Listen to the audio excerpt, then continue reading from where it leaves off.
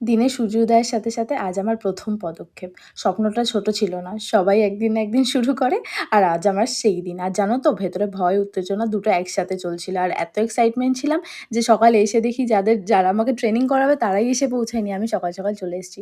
আর পাশেই সুন্দর পুকুর ছিল এসে একটুখানি কি করব পোজ-টোজ মারছিলাম।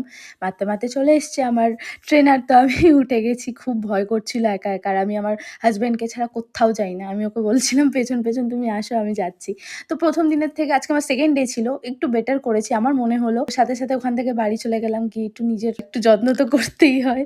আর বিকেলবেলা আজকে ছিল ফ্রেন্ড ফেস্টিভ্যালের আজকে বসন্ত উৎসব আর বেরিয়ে গেলাম যাওয়ার জন্য। বাবানকে নিয়ে বাড়িতে রেখেই যাচ্ছি। দুজন মিলে যাচ্ছি কারণ জানি এখানে প্রচন্ড সাউন্ড আর ভিড় হবে। তারপর কিছুক্ষণ অপেক্ষা করার পরে স্নিগ্ধজিৎ চলে এসেছিল আর আমাদের সামনে থেকেই যাচ্ছিল আর আমার বর ভীষণ রাগ করছিল জানো তো?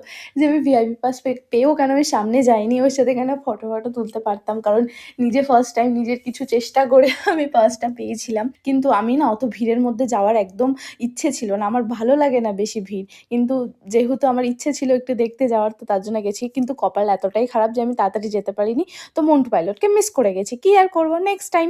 তো ওখানে গেলাম আর এত ভালো, ভালো গান হচ্ছিল যে আমার উঠে আসতেই ইচ্ছা করছিল না। সবাই মিলে ভীষণভাবে এনজয় করছিলাম। এখানে দেখো কি সুন্দর হচ্ছে আর সবাই খুব মজা করেছে। আর আজকের মতো ব্লগটা এখানেই শেষ করছি। কেমন লাগলো অবশ্যই কমেন্ট করে জানিও সবাইকে। Tata bye bye. খুব ভালো থেকো।